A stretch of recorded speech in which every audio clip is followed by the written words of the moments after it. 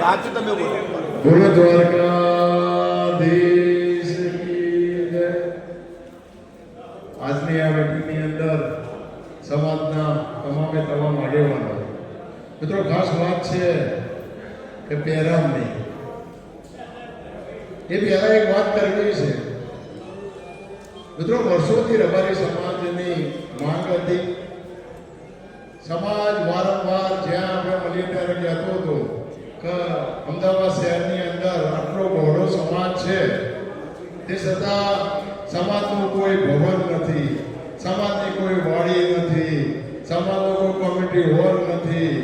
બરોબર, આજે આ રેક સંસ્થાનો હોલ પણ થઈ ગયો, ભવન પણ થઈ ગયું. એ બદલ આ સંસ્થાને ખૂબ ખૂબ અભિનંદન આપીએ છીએ. મિત્રો, સમાજે આપેલો એક રૂપિયાનો વળતર અહીંયા જોવા મળે છે આપણા.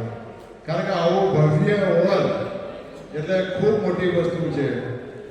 અમદાવાદ શહેરની અંદર એજી હાઈવે એટલે જે હાઈફાઈ વિસ્તાર હોય, આ હાઈફાઈ વિસ્તારની અંદર જ્યારે સમાજનું, રબારી સમાજનું ભવન હોય એ ખૂબ મોટી વાત છે. એટલે એ બદલ ખૂબ ખૂબ અભિનંદન. વિષય અત્યારે ચાલુ રહ્યું છે પહેરાવણીનો. મિત્રો, ખાસ હમણાં વાત થઈ એટલે હું દિનેશ માલજીભાઈ દેસાઈ, હું જાતે હું કબૂલું છું કે હું પહેરવણી નહીં લઉં. મારી જોડે ભગવાન માતાજીના આશીર્વાદની ત્રણ વસ્તુ છે. એક ભુવા તરીકે પહેરવણી નહીં લઉં, એક સમાજ તરીકે પહેરવણી નહીં લઉં, અને એક રાજકીય તરીકે પહેરવણી નહીં લઉં. એટલે ત્રણેય વસ્તુ પહેરવણી નહીં લઉં.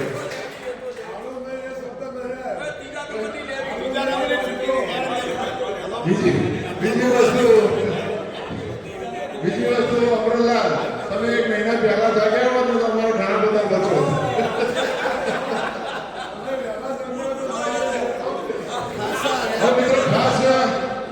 ખાસ વાત કે પહેરાવણી જ્યારે વાત છે, બરોબર, હમણાં ઘણા બધા વડીલોએ વાત કરી કે અતિરેક થઈ ગયો છે. કવર એટલે કવરમાં તો કેટલા આપણે ખબર જ નહીં પડતી. ઘેર જઈને જોઈએ તો ખબર પડે 51 41 31. એટલે કવર તો ખરેખર બંધ કરી દેવા જોઈએ, પહેલો વિષય. બીજી વસ્તુ, વર્ષોથી આપણા જે વડવાઓ છે ને એ એક પહેરવણી આવતા હતા. પસંદરૂપ પહેરવણીમાં હબુચું બંધ કરીશું ને તો ક્યાંક તકલીફ થશે. પણ શરૂઆત કરીએ તો સગાઈ, છોકરા છોકરી સગાઈ, તો સગાઈની અંદર એક જ વ્યવહારની પહેરવણી જે નક્કી સમાજ કરે. એના પછી ચાંદલો, તો ચાંદલાની અંદર એક જ પહેરવણી અને કદાચ મોસાની પહેરવણી. આ બે પહેરવણી હોય તો આ તકલીફ પડશે નહીં. અત્યારે આપણે છે ને લિસ્ટ તૈયાર રાખીએ છીએ. વિવેક ગેટ ચા આપી અને લિસ્ટ આપીએ એટલે એમાં 40-50 નામો હોય. એ અઘરું છે. એના કરતાં સમાજે નક્કી કરે એક જ પહેરવણી હશે ને તો સમાજના કાઢવું પડશે નહીં. વિવાહમાં બિલકુલ પહેરવણી બંધ. વિવાહમાં બિલકુલ પહેરવણી આપવાની જરૂર નથી. આવા બધી વસ્તુઓ આપણે વિચારીશું તો સમાજને ખરેખર ફાયદો થશે.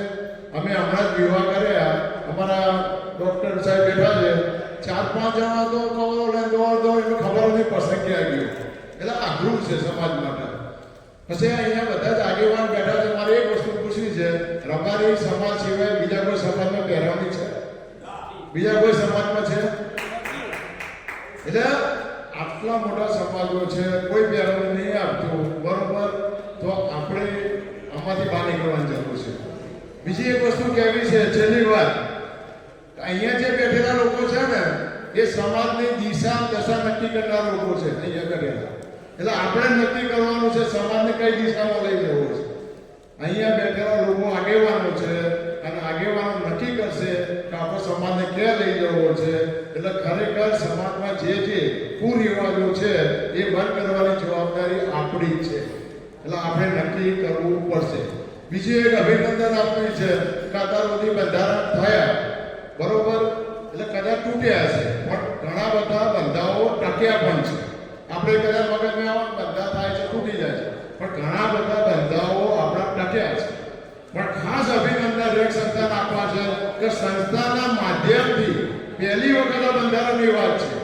એટલે શિક્ષણની સાથે સાથે આ સંસ્થા ત્યારે સમાજની ચિંતા કરે છે, સમાજના કુરિવાજોની ચિંતા કરે છે. એ બધા